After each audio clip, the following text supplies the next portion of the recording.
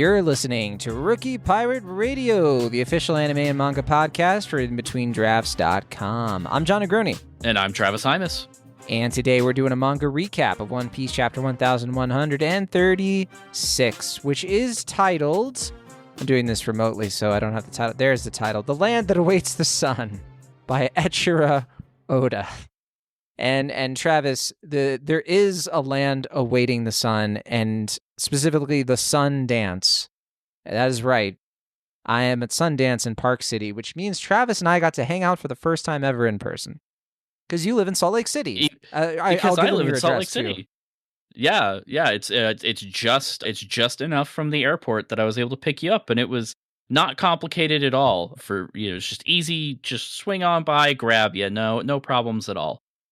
As usual, if you're just listening to this for the first time, welcome. We're glad you're here. But just so you know, we're going to be discussing spoilers for the One Piece manga up until this point. So if you have not yet read all the way up to and through One Piece chapter 1136, be sure to do so now for free. You can find the chapter on the Viz website or the Shonen Jump app, linked in the show notes as always.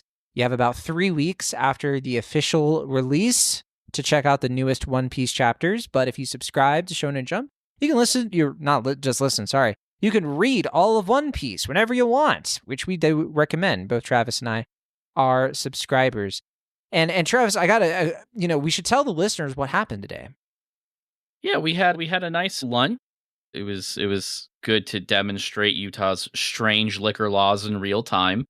Well, and Travis, that's nothing exciting. You're leaving out the biggest thing that happened while we were having lunch, because we were sitting there, of course, and we were, talking about sports and hockey and all that stuff. And the waitress came up. Well, the waitress did come up and say, "Excuse me, aren't you two the hosts of Rookie Pirate Radio?" And of course, Travis was just kind of like, "Not this again." Every time, can't even leave the house. I just try to be humble about it, But we, of course, were able to explain to this waitress, like, look, we get it. Like, being able to chat with us out in the wild, it's really fun. You can talk about the latest One Piece theories to us in person. But she was like, when's the next time I'm actually going to see you, though? And Travis, of course, stepped in and said, you're totally right. That's why we have the Discord. That's why the Discord exists. Because, look, it's kind of like you run into me and Travis at a burger joint in Salt Lake City. That's kind of what it's like, because then you can just pick our brain. And this waitress, she had some interesting evil Shanks theories. I'm going to give her that. That's a bona fide thing. Travis, it was controversial, to say the least. Yes, and it was a controversial lunch. But Travis, let's say somebody does want to join the Discord. How do they do it? Well, that's real easy. There's a link in the show notes that will take you directly to the In Between Drafts Discord. And I'm actually really excited to talk about the Discord, because since the last time I've had a chance to gush about it, we've made some upgrades. We did a little bit of house cleaning. So if you click that link, if you've been too scared before because it's like the Wild West out there, now when you click that, you're going to be presented with a nice little survey that'll ask you, hey, what are you here for? And you can just click right there, Rookie Pirate Radio, and it'll drop you into our One Piece spoilers chat that we always talk about here on the podcast. You don't even have to click through anything else. We've got you all taken care of. But if you're feeling a little bit spicy, you can click all of the other things that you're interested in that In Between Drafts covers, and it will get you into those channels. You'll get the notifications for our pieces without having to do anything else. I got it taken care of for you. That's right. And you'll even get to find some of my Sundance coverage, because I'm here at the fest. The Sundance is just kicking off tomorrow. And, sadly, we only got to hang out for a little bit before I had to go all the way down to the subterranean depths of Park City, as you explained the geography to me. That it is underground. It's the lowest sea elevation in America. So here I am, not skiing in, underground depths. But yeah, if you are curious about the latest Sundance films and all that stuff, or if you want to check out Fantasy Writing for Barbarians, where I give fantasy writing advice, all kinds of things. Starting to do more video content too, Travis, not going to lie. I might have to start squeezing your arm to do some video stuff. We'll see, though. Oh, pull me back in, huh? I see how it is. I know you want to. With other people. Yeah, I know. The people want to see, for some reason, what we do here. That's right. That's right. Oda gets away with just, not showing his face, but we're not Oda. We don't have the same privileges. But okay, let's get into this chapter. It's about time, and I'm very excited to get into this one for sure. Again, it's chapter 1136, The Land That Awaits the Sun. Travis, why don't you explain to us, before we get into the chapter proper, our cover story this week? Oh, and what a cover story it is. We are continuing the Ogre Child Yamato's Golden Harvest Surrogate Pilgrimage.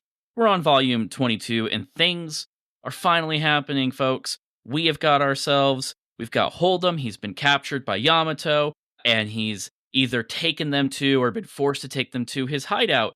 And, well, wouldn't you know it, there's a giant Who's Who head on top of this hideout, and now we're getting somewhere, folks. I saw this page. The very first thing I did was text everybody that I talk about the chapter with. It just capital letters. Who's Who? Like I was pretty psyched about it. It's pretty fitting for this chapter for Who's Who to re-enter the story, since he's the one that first gave us the name Nika. That's right. Yes, during Wano, we had the whole thing where he's asking Jinbei. He was basically a One Piece subreddit kind of commenter who was like, Jinbei, tell me about this thing. And of course, Jinbei had to deal with Who's Who the way that Oda deals with Redditors, right? Yeah. Break his heart with Conqueror's Heart. I mean, that's what happens when you get super racist, man. That's what happens.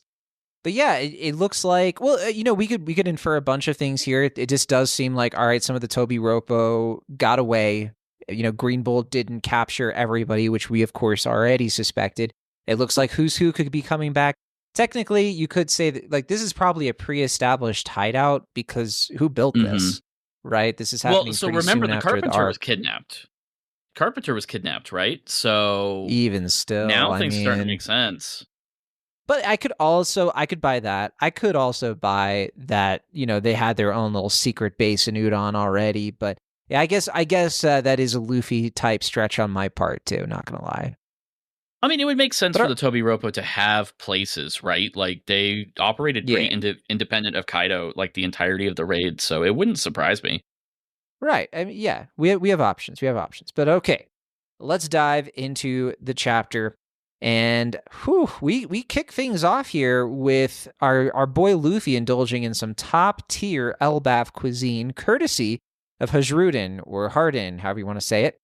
And Ja Rule, that's what I've been calling him. I don't know if it's like Jarl, Jarul, whatever it is, but Ja Rule just sounds right to me. I like it. It's funny. Yeah, I mean, it's like, are we going to get a Fire Festival sub-arc in this? Who knows? Subplot in this? But anyway, Ja Rule, the venerable giant he is, tells the Straw Hats tells Luffy about the formidable nature of the moose that Hajrudin hunted. And Hajrudin, ever the loyal warrior, expresses his willingness to risk his life for Luffy just to get this delicious meat. So nice.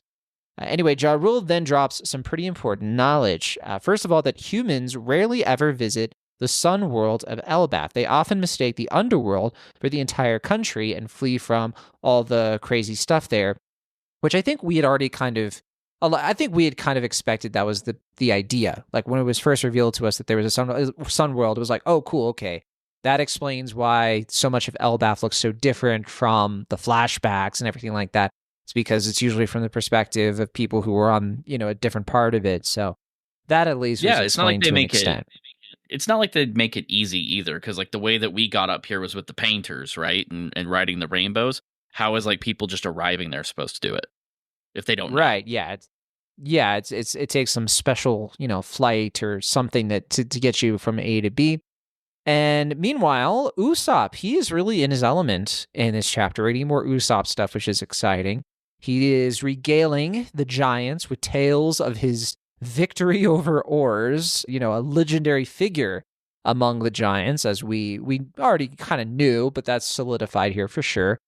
And Jinbei, too, becomes the subject of fascination from some of the giants, who are very impressed by how unique his skin color is. And this leads to Jinbei getting to have a discussion with them about, like, oh, all kinds of fishmen look so different. They have, like, all these diverse appearances. And then, yeah, kind of similarly, Sanji, who was so taken by Shirahoshi, right, this giant mermaid, he's also kind of in a similar way being pretty overwhelmed romantically, as always, by all of these giant women. And Yeah, I do think it's funny with him because it was a little bit delayed, because there have been like Ripley was in the last chapter, and I don't know, I felt like he was a little bit more subdued, but I think like once you have a bunch of giant women, I think the Taking growth that he had notes. in well, he grew a bit in Wano, but he's still Sanji, so he can't change that quick. We do see, of course, that there, he gets a little bit irked when one of the younger giants, has like a little cheeky glance at Gerd. Gerd is getting a lot of love in this chapter from multiple people, especially Road. But anyway, so we also see Brook. Brook is kind of doing his thing too. He's kind of an enigma to the Giants, and they're just like, what is this? These Straw Hats are so wacky and fun, and I agree with them. Nami, we turn to her. She's actually pretty surprised to learn that not a lot of the Giants have ventured out to sea. And there's this kind of assumption that from like the greater world that basically all the Giants are pirates, which seems to be kind of an older notion. We've kind of established that like the newer, younger generations aren't quite as enamored with the idea of going out to sea. We could probably put a couple things together with that, and like how King Harald, the late King Harald, apparently wanted to bring Elbaf into the rest of the world. Like it just kind of notes like an attitude shift, like a shifting of the dynamics of this culture over a certain period of history. And I'm sure there are all kinds of reasons that are going to play into that. And it could be some breeding ground for deep lore and social commentary that Oda can put in here. That might be pretty interesting. But anyway, we do cut to Road again. Road is, apparently a bit of a masochist. Didn't know it until now. That's the funniest part about it. He has this kind of newfound masochism with he finds himself basically, scintillated, if I can use that term, under how stern Gerd is being with him, and he seems to be enjoying it. And Zoro, he's here too, of course. He makes it clear to Road that if not for Usopp, Road would have, let's say, met a very grim fate, a Grim Reaper kind of fate, fitting for Zoro. And so, of course, Road takes that pretty seriously. Still some more kind of stocks going into Usopp, and the fable of Usopp basically going into the Giants' understanding of like, whoa, Usopp stopped Zoro from murdering Road. That's crazy. It's that kind of thing, I guess. But yeah, so then the Giants, they're all kind of sharing a laugh, though, at Road's expense for basically not, really taking the Straw Hat seriously, or apparently not even knowing their bounties before he messed with them, which I wasn't sure how to take that exactly. Like if that was just Road underestimating them and not really caring or understanding bounties, or just literally didn't know about the bounties at all, which I guess this chapter sort of implies the latter. But then, yes, Gerd also decides to give Zoro the green light to deal with Road if he steps out of line again, which makes sense because we're going to be getting more and more Road apparently in this arc, maybe more than people anticipated. Definitely Hajrudin, that's for sure. So then the conversation shifts to the Giants' aspirations, which kind of run the gamut. Road mentions his dream of becoming the sun god and ruling the world. This sparks a debate among a lot of the Giants about Nika's true nature. Some people think that Nika was a liberator. Others think he was a destroyer. Others think he's just this like pure deity of laughter and joy. And so there's kind of a scuffle that ensues after this. And Ja Rule then, of course, comes in to explain the existence of some pretty major One Piece lore here, which is something called a religious text in Elbaf called Harley.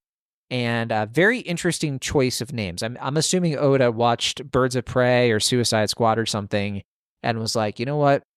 I got to incorporate Harley Quinn into this here One Piece pirate story.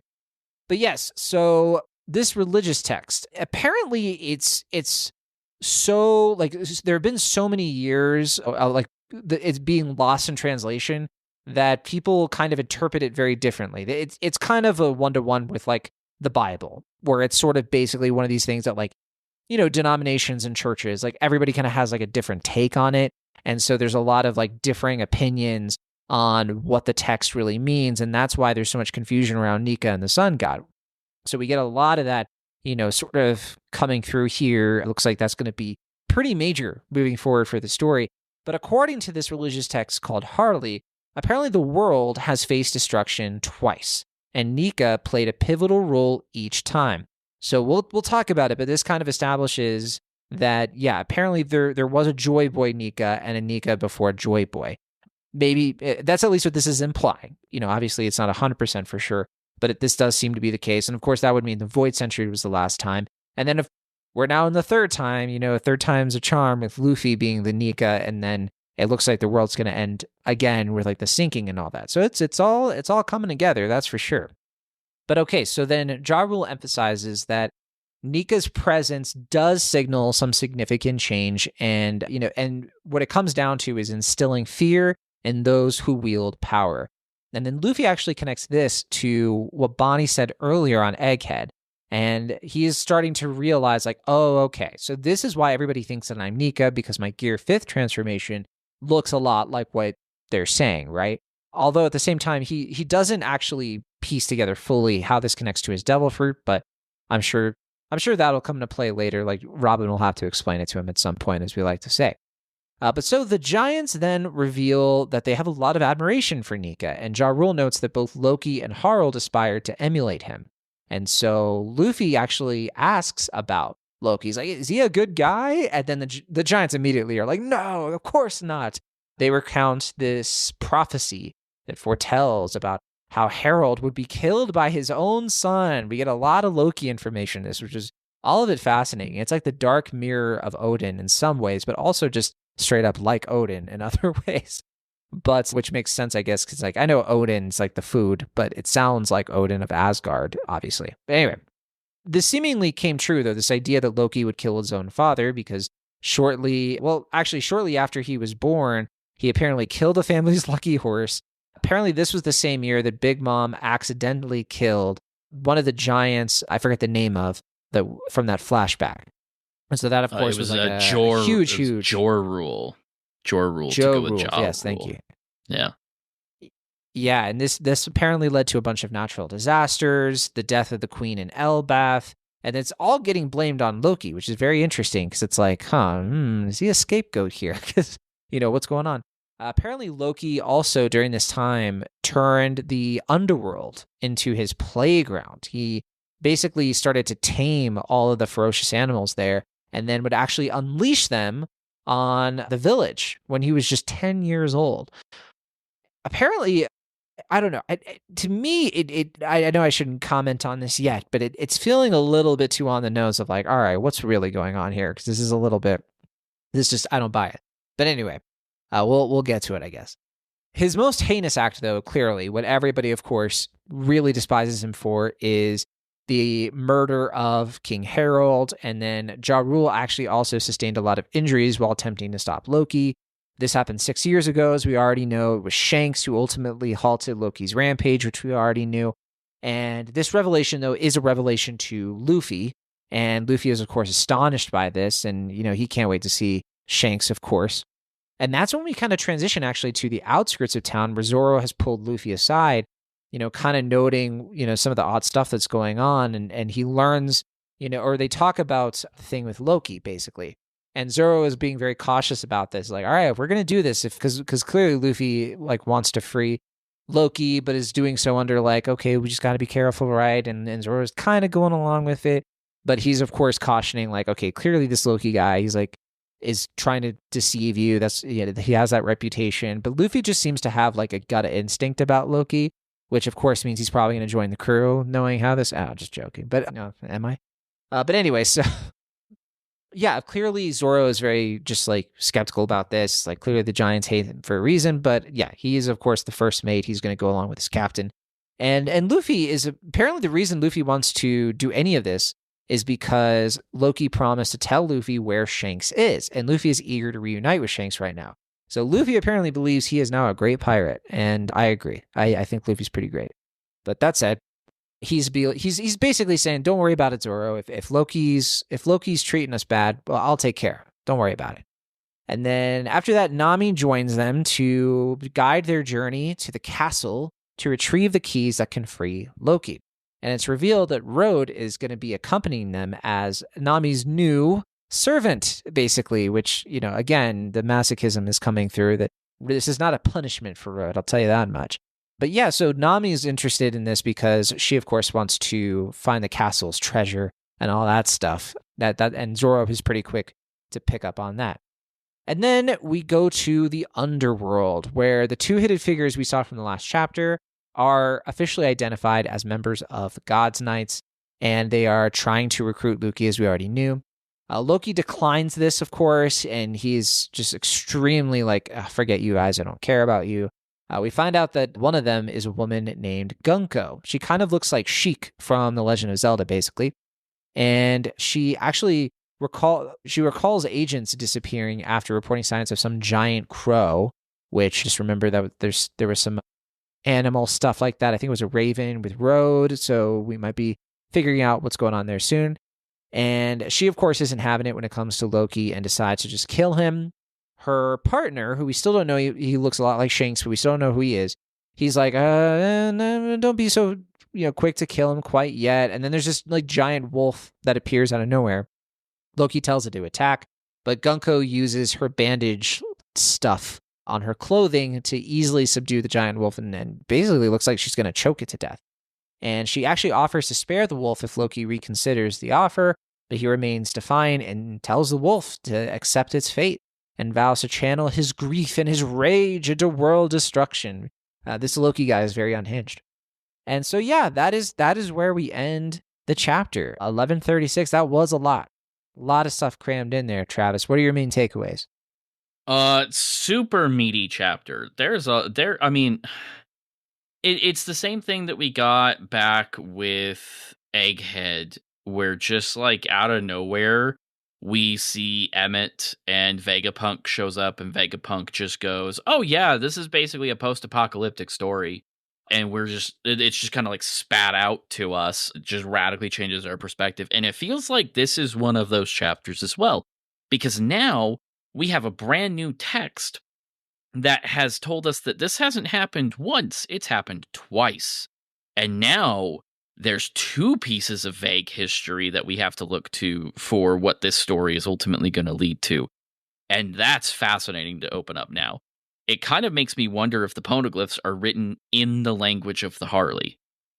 Yeah, because we've talked about how, why is it that these giants with such huge lifespans weren't able to figure out what happened during the Void Century? And this is kind of maybe like an introduction to that explanation, the sense that, well, there are rumors of it. There are some things that were written down, and some giants probably knew. They're like one giant probably had a grandparent, but there's so much disagreement over this stuff. No one can decide. There was no true, history, no source of truth. And it looks like that's the message that Odin is trying to say with this story, is that you need stories in order to pass information and truth down to the next generations. And it seems like the giants were too busy going to war, Travis, and they didn't do that. Mm-hmm. Yeah, no, and all of that talk about, what is Neek? Is he a destroyer? Is he, the liberator? The thing that came to my mind was, unironically, Fishman Island. Kind of the big spread when the Straw Hats first deployed to fight Hody Jones. And people from Fishman Island are like yelling at him, like, hey, are you going to destroy the island? Are you going to do this? And he just straight up says, like, I'm going to do what I'm going to do. And you guys decide if we're on your side or not. Like, if we're your friend, if we're your foe, that's up to you. I do not care. That's not my business. And it feels like that's kind of the Nika attitude in general, that, our previous incarnations kind of had the same mentality, and therefore their actions are difficult to ascribe on a normal, like, good, bad scale. Yeah, and like, don't forget the prophecy.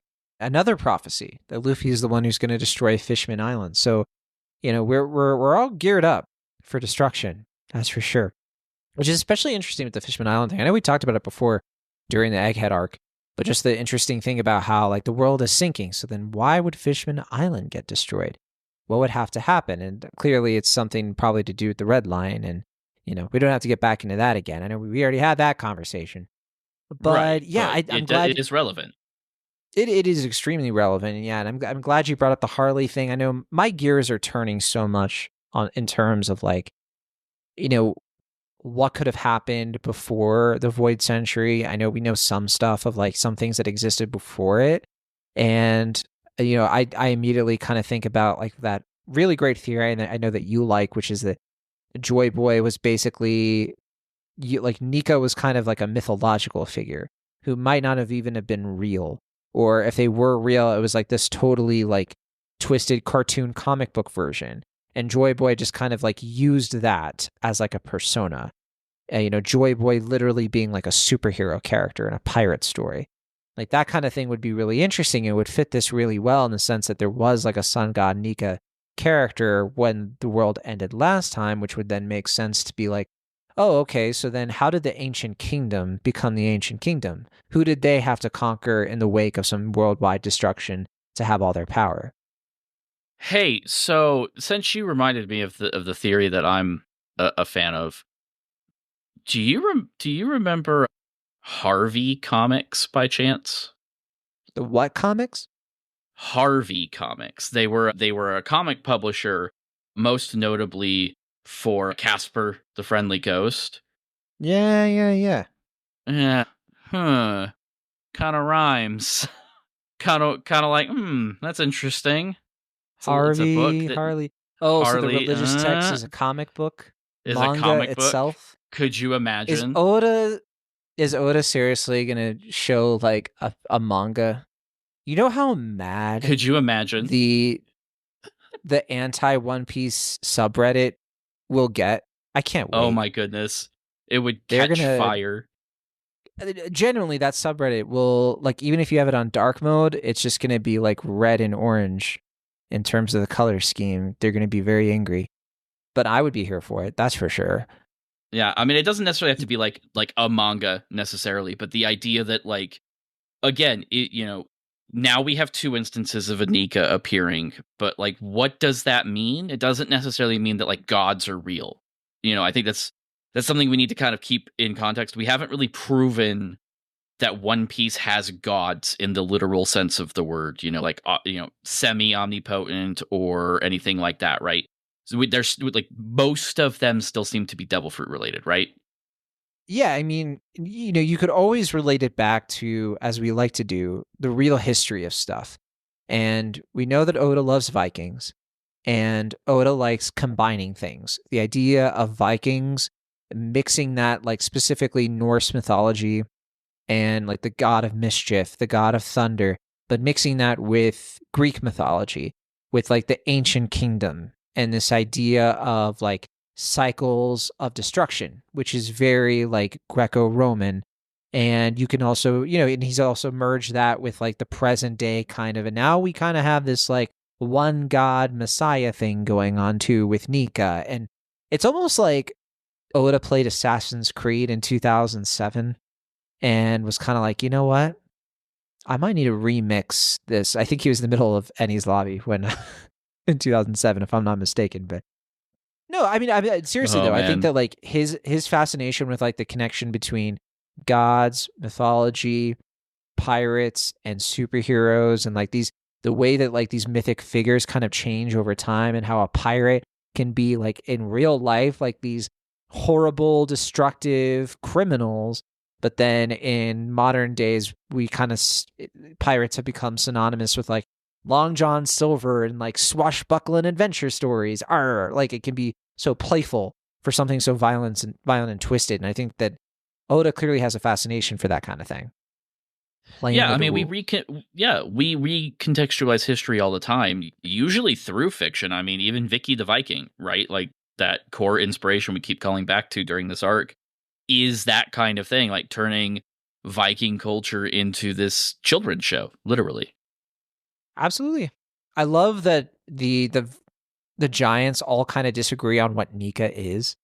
And they're kind of like god of, destruction, god of like I love it because first of all, it feels true to like I think in some ways it's kind of nice because it softens the chosen one destiny trope a little bit in the sense that like is he a chosen one?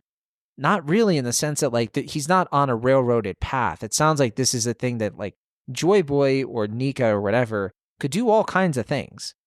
And it's not that the destiny isn't like what they can do. Apparently, it's like, or sorry, it's not what they're going to do, but what they can do, essentially. They could liberate, they could destroy, they could fail, they could do all of these things. But the point is, that they are kind of carrying some kind of established legacy that can rally people, which it's still kind of a tropey thing, almost cliche, but Mhm. tropes work. Well, it seems to almost indicate that what we've talked about before, because we've had Loki claiming to be the sun god and have sun god-esque powers, and we've talked about before, like this idea that like there may be a showdown over who's the real Nika. Maybe that's not it. Maybe the message here is that Luffy may have the Nika fruit, but that doesn't necessarily entitle him to really anything except maybe the inheriting of the Joy Boy will. Blackbeard could be a version of the sun god too. He's constantly laughing. He's a god of destruction, you could say, under the same circumstances. I mean, he's got the darkness powers and Whitebeard's earthquake powers, right? That's pretty destructive. Yeah, it makes me wonder more and more about what is that legendary devil fruit, right? Because if Loki, like so many of these giants, wants to be the sun god, then is the idea that it's not about the fruit, you know? Is the idea that like maybe this is wild and it's already been disproven, but is the idea that like the fruit that Luffy ate was just maybe it was just kind of like a normal weird fruit. The fact that Luffy is the one who ate it kind of like turned it into that fruit. I know that I think that's kind of been turned around already, but I do like the idea of it being like, what if you can kind of disrupt what your own devil fruit is capable of, or maybe turning it into a Nika fruit. Maybe it was like a mythological Zoan, but not necessarily for that specific Nika form, because we still don't totally understand like how did that even happen in the first place. That this person who already existed, Nika or whatever they were, this sun god, became a devil fruit. And I guess the thing we're probably expecting is that Loki has the other devil fruit for this, but does that mean it turned into something else? That instead of the sun god, because it reacted to who he is and decided to be this like more destructive god, maybe, or god of wrath or trickery, whatever it is. I'm spitballing. Yeah, and I mean, is it a Zoan fruit by default? Is that what we're doing here? Are we just doing a bunch of secret Zoans still? There's a lot of questions, even though we know like the gist of Luffy's fruit. It doesn't really. I mean, it only asks more questions, right? Yeah, yeah. So I guess for me, it's like I don't know. I guess I do still just struggle with like the only reason that Luffy's special is because he ate that fruit, and I know there's a lot more to it, but that's just still rubbed me the wrong way for a while. And I'm still kind of waiting for more information, and Mhm. I get it in terms of like what the story is trying to do, but that doesn't make it any less It's satisfying in certain ways. No, it's a heck of a gamble, right? Like when Gear Fifth happened and we got the reveal, it was always going to be a narrative gamble, regardless. Like the fact that he slapped that reveal onto the Gear Fifth powers, tied it intrinsically to all of this stuff, even though a lot of it could be predicted and precipitated by paying very close attention to the story. Even in the weeks leading up to kind of the understanding that we were about to get Luffy's Devil Fruit awakening, nobody was running into the forums and into the Reddit threads and whatnot, screaming that he's gonna, it's secretly a Zoan fruit and he's the sun god Nika that just got introduced, by name a few chapters back. Like nobody was doing that. Nobody expected that, which is makes it, Speak for yourself. yeah, well, like at least in the way that it formed, like nobody really, like you could trace the line, but it felt so out of nowhere if you weren't like doing your crazy like content brained deep dives every single week. And that makes it kind of like some people do think that was the moment the series jumped the shark. Like I think most people have gotten over it and warmed up to it because it's just so much fun. But we're going to spend the rest of the series trying to basically not fall into the chosen one trope. Like there's no way around that. Worth pointing out, Luffy finding out that Shanks was in Elbaf not too long ago. It does feel like a little bit of foreshadowing, a little bit of setting up for what's to come, especially if Luffy, runs into this not Shanks, whoever they might be. and I will probably have a confused Luffy reaction. So it does beg the question, right? They're not too far away from the underworld. We could be getting to a place where Luffy and Co. actually run into these gods' knights. It seems to be where this is headed, because I don't know how Loki's going to get out of this mess. I'm sure some more animals will show up to try to help him, but he's still tied up, right? So something has to give. I don't think Loki's going down that easy, but yeah, there's some missing pieces to fill there. There are still people on this island yet to be revealed, to be fair too, so doesn't have to be Luffy in the Yeah. gang, could be anybody. Yeah, I think it is. I think we are heading for a confrontation just because we know that they are actively going to get the keys. I think that like that deliberate action does mean we're kind of heading for a crossroads. What that looks like could be anything. I think Luffy is not going to be fooled by this not Shanks. I don't think he's going to think it's Shanks or anything. Not, I mean, let's face it, that's where we're going to finally get a look at his face and confirm that he doesn't have the scar. And of course, Luffy would know that, but will they team up with Loki? Is this going to be like some sort of like three-way battle? What's the impact to Elbaf once this happens? I don't know, but Loki's getting out of those chains at some point in the very near future, that's for sure. I think so too, and we should talk about Gunko. We got Yes. kind of more of a visual of this character. Apparently not like a saint, so they don't have like a totally like celestial dragon type of name, so that kind of implies that maybe they're not really like a celestial dragon by birth, right? They could, it seems more and more like we're getting, I think, confirmation that in addition to like same deal with Loki, right, and York possibly being accepted into the celestial dragons, that there is a process for this. Down to like that one character who showed up in God Valley as a Holy Knight, who very likely is either connected to or might even be one of the kids that Big Mom ate, with based on the mask. So yeah, there are all kinds of reasons we could point to that. And she also, Gunko, is using like a very interesting ability. Could be a devil fruit power, of course. Bandages that are kind of like arrows. It's like a white version, I guess, of like Emu's dark arrow, but definitely seems a bit different. It makes me wonder, Yeah. is that what all the Holy Knights is about?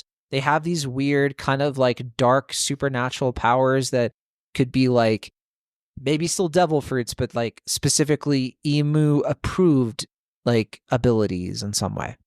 Yeah, I mean, we know that they can do the teleport thing that the Gorosei did, right? We saw that. And then, yes, we do get this clear look at like her fabric-based powers. It comes in that arrow tip. It looks exactly like what Emu used to kill Cobra. I wouldn't even say that it's like, oh, it's like a white version. I think it's the same power. I think he has the ability to delegate. As weird as that is, that feels like it's actually what his powers are.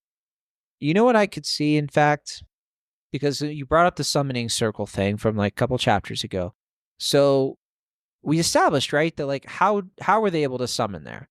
And we talked about like, okay, maybe somebody on the island like set up a way for them to come. Could have been King Harold. We already had our whole conversation of like maybe he was a traitor. Maybe he was trying to bring Elbaf into like the world government, and Loki caught wind of that or whatever. But I wonder then at this point, since he's not around, if there is another character we're about to get introduced to who summoned the Holy Knights at this moment for a specific reason.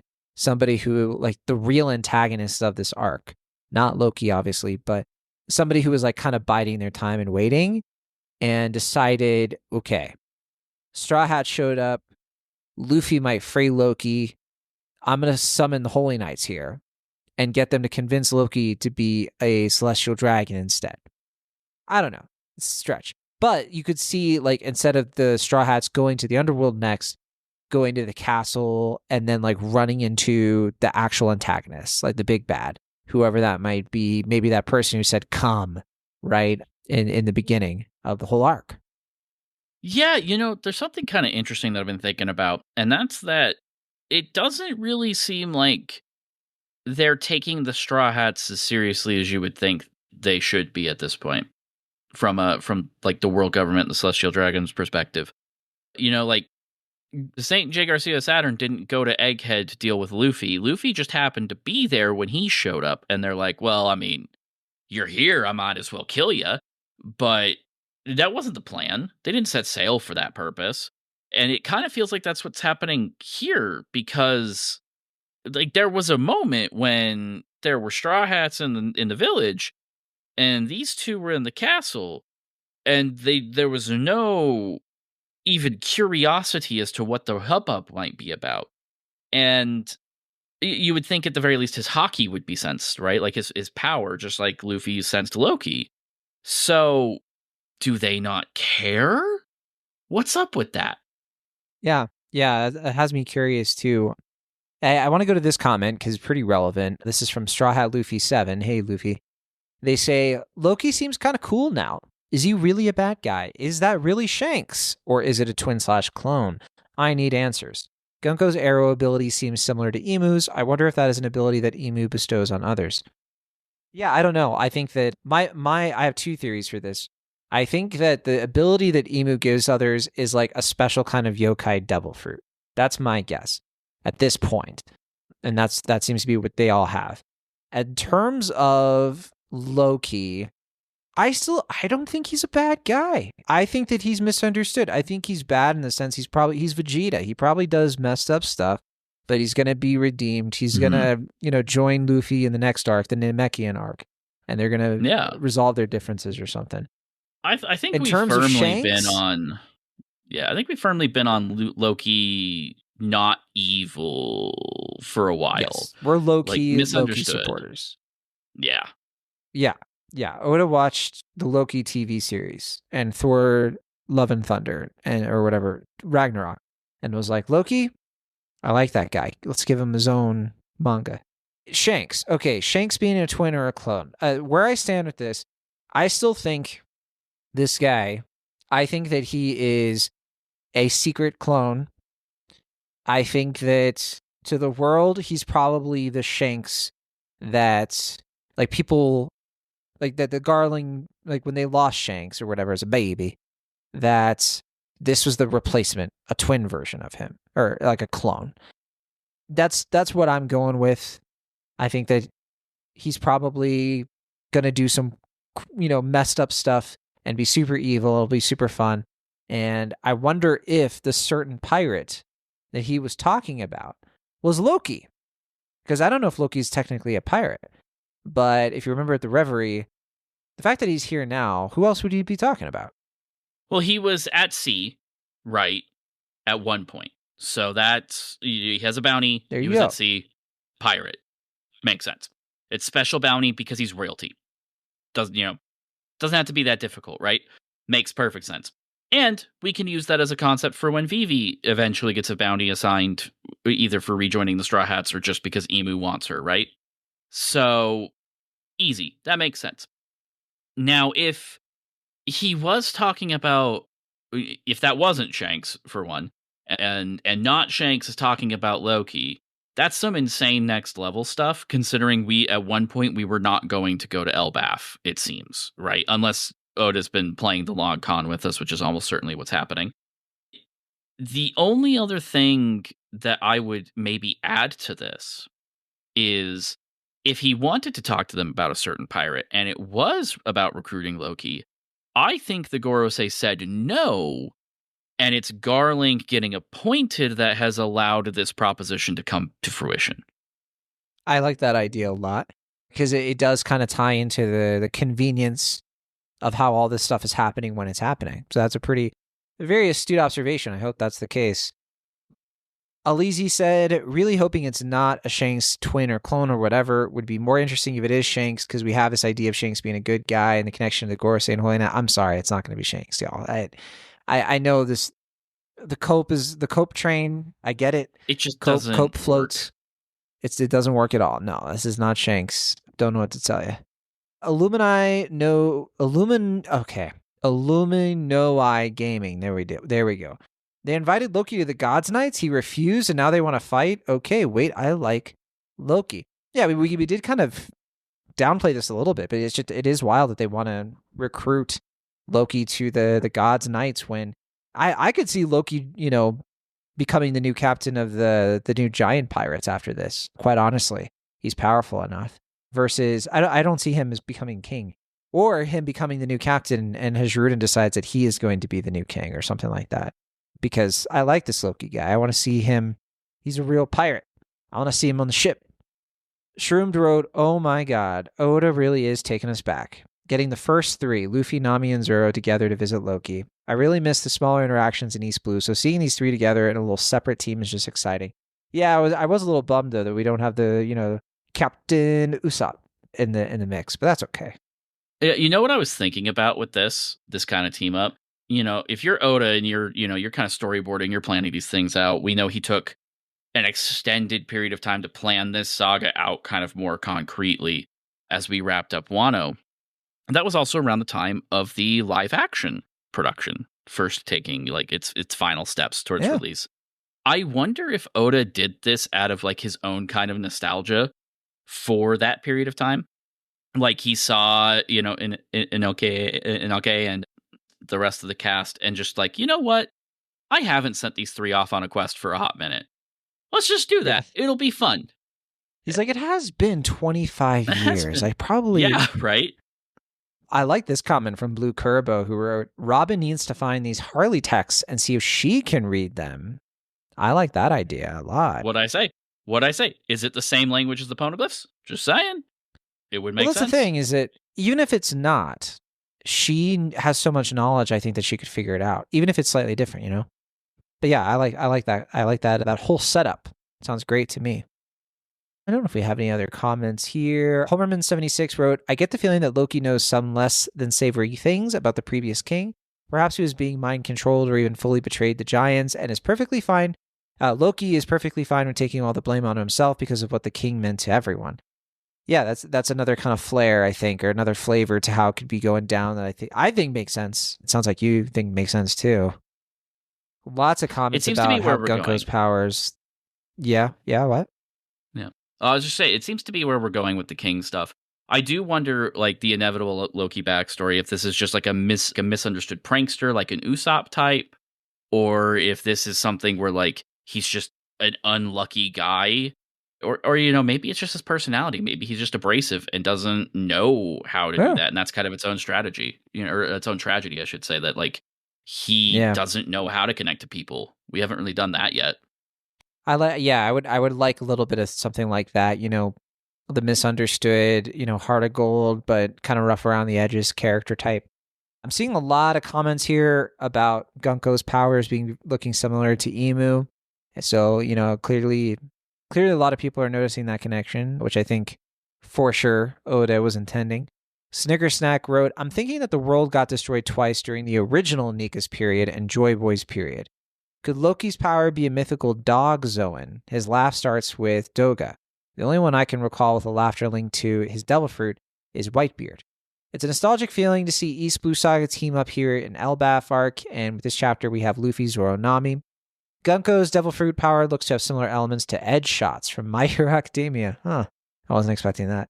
I do hope Loki to have a deeper background than what is being portrayed so far. Seems like he is the pirate that Twin Shanks was talking about with the Five Elders.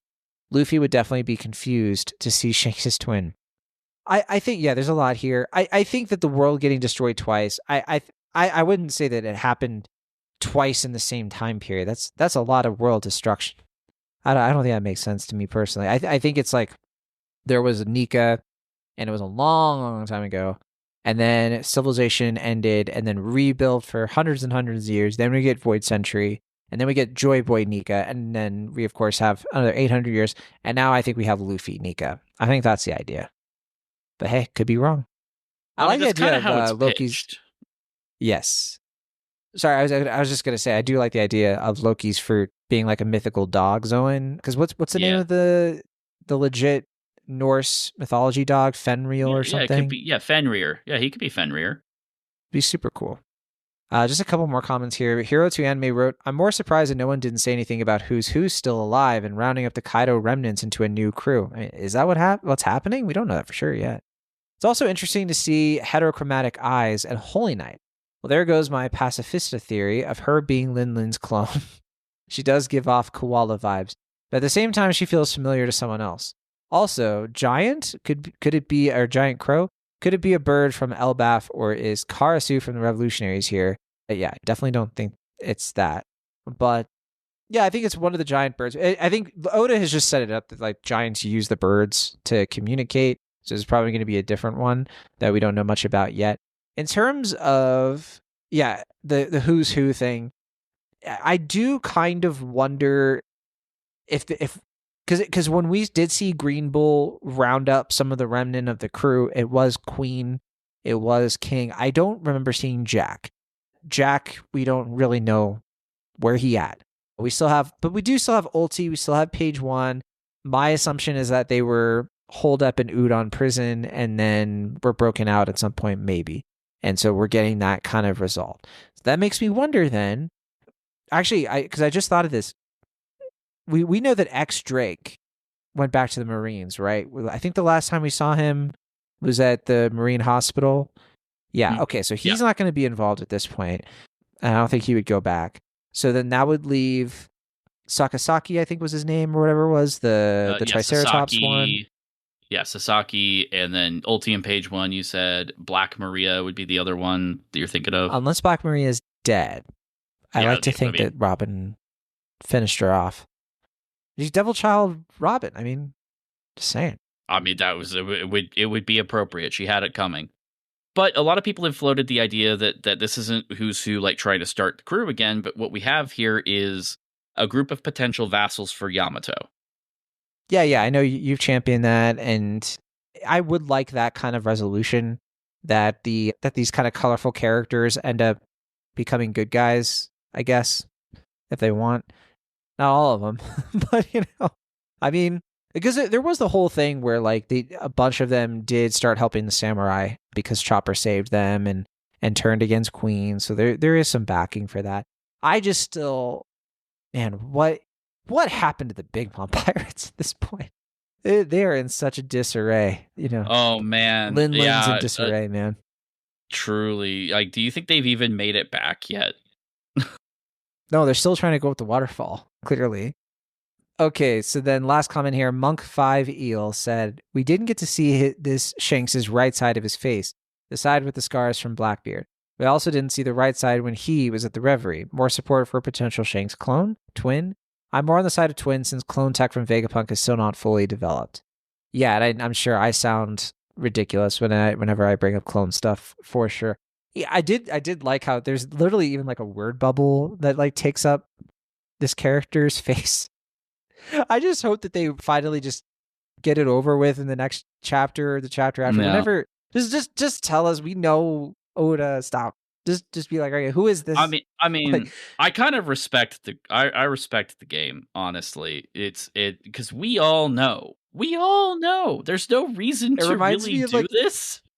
it reminds me of like parents from like old Cartoon Network shows like Cow and Chicken, where they go to extravagant lengths to hide the face, like all these weird angles, or like Sarah Bellum from Powerpuff Girls.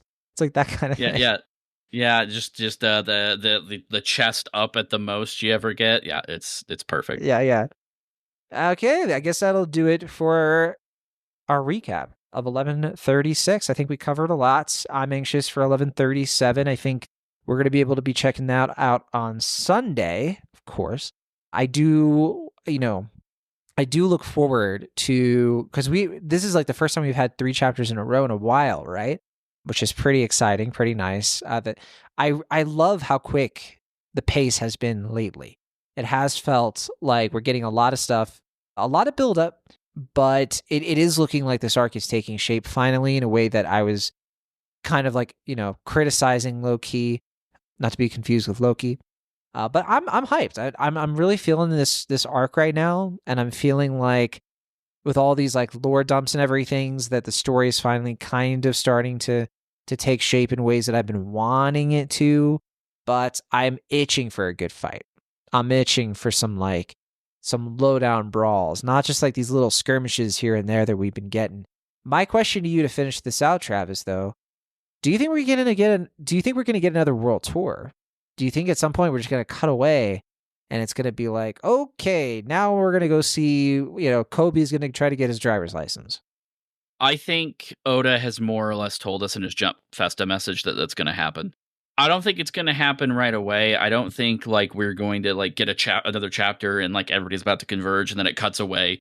I think we've probably got a little bit of time, but I do think that like, we've talked before, like, are we ever getting decks of the world? It's not happening. Everything's happening now at the same time in the story. We're going to cut back to see what Blackbeard's up to next. We're going to check in with Kobe now carrying, Garp's will. We're going to probably check in on Emu sooner rather than later, too, as we find out what the plan here for recruiting Loki is supposed to be. We've got things we got to do. I agree. Yeah, I agree. And I also agree that I think it'll probably be a minute before we get to that stuff, but definitely this year. I think that's almost a guarantee and that we can expect. So, all right. Well, thank you so much for listening to Ricky Pirate Radio. We'll be back, of course, to talk about the next chapter when it does come out. And hopefully we can get back to doing some anime roundtables and different things like that once things get a little bit less hectic and busy. But until then, don't forget about the Discord, of course, and our email, rookiepirateradio@gmail.com if you want to hit us up and all that good stuff. So for now, we'll see it. We'll sail again with you all, hopefully soon. Goodbye.